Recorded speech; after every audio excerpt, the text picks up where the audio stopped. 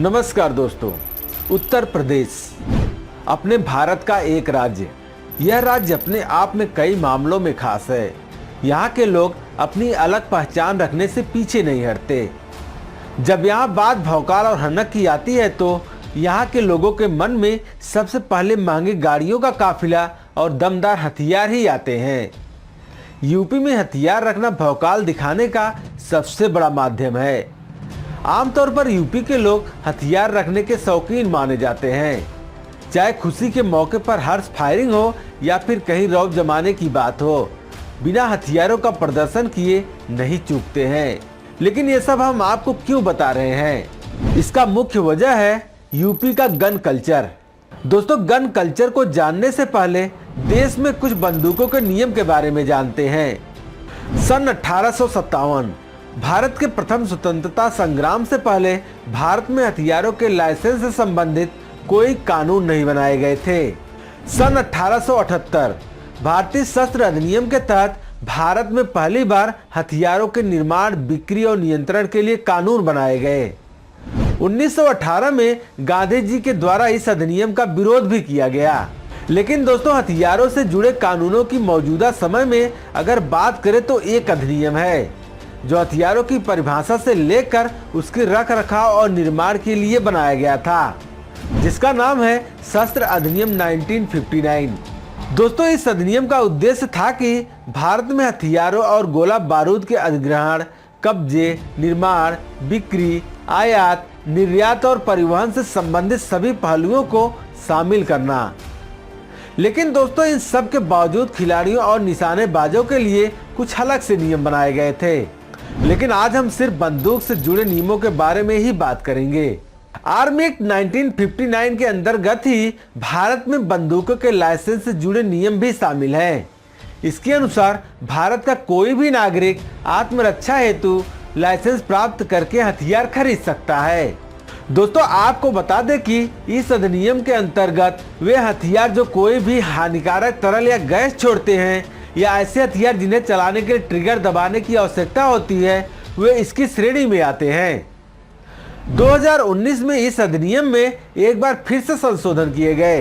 एक व्यक्ति 3 में से सिर्फ 2 बंदूक ही खरीद सकता था। इसके अलावा लाइसेंस की वैधता को भी 3 वर्ष से बढ़ाकर 5 वर्ष कर दिया गया। इसके साथ साथ बिना लाइसेंस के बंदूकों की एक श्रेणी को दूसरी श्रेणी में बदलने पर भी रोक लगाई गई। संशोधित अधिनियम के अनुसार गैर कानूनी निर्माण, बिक्री और हस्तांतरण के लिए कम से कम 7 साल की कैद का प्रावधान किया गया, जिसके लिए आजीवन कारावास से लेकर जुर्माना भी लगाया जा सकता है। अब दोस्तों, बात करते हैं यूपी में क्यों बढ़ रहा है गन कल्चर। दोस्तों, उत्तर प्रदेश के लोग अपनी अलग पहचान रखने से पीछे नहीं हटते, चाहे महंगी गाड़ियां हो या फिर एंटीक हथियार। यूपी के बढ़ते गन कल्चर की बात की जाए तो एक रिपोर्ट के अनुसार भारत में कुल लीगल हथियारों में से 35% से भी अधिक हथियार केवल अकेले यूपी में है। यूपी में करीब 14 लाख लोगों के पास लाइसेंसी हथियार मौजूद है, जबकि पूरे भारत में यह संख्या करीब 40 लाख से भी अधिक है। यूपी के बाद दूसरे नंबर पर जम्मू कश्मीर है।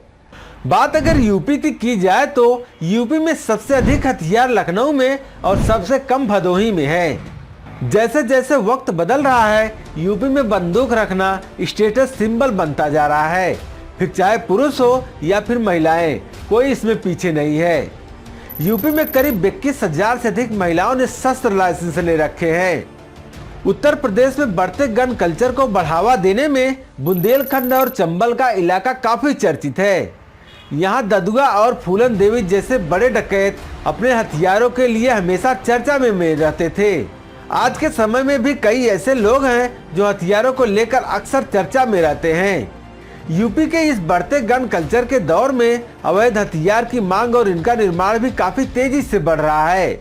यूपी के पूर्वांचल इलाकों से लेकर राजधानी लखनऊ तक बिहार की मुंगेर के अवैध असलहों का व्यापार अपनी चरम सीमा पर है। दोस्तों, ऐसा मैं नहीं कह रहा हूँ। पुलिस द्वारा असलहों की अवैध फैक्ट्रियों पर लगातार चल रही कार्रवाई इस बात की गवाह है। कई बार यूपी में जब किसी मर्डर के खुलासे की बात होती है तो उसमें आज भी पुलिस स्वयं कहती नजर आती है कि घटना में अवैध असलहे का इस्तेमाल किया गया था। इतने दबिश और खुलासे के बाद भी यह कारोबार धड़ल्ले से चल रहा है।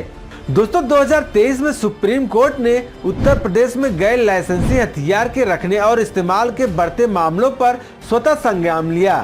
कोर्ट ने कहा था कि इस तरह का ट्रेंड खतरनाक है और इस पर रोक लगाना चाहिए। तो दोस्तों हमारी ये जानकारी आपको कैसी लगी हमें कमेंट में जरूर बताइएगा। तो दोस्तों आपसे मिलते हैं अगले वीडियो में, तब तक के लिए जय हिंद।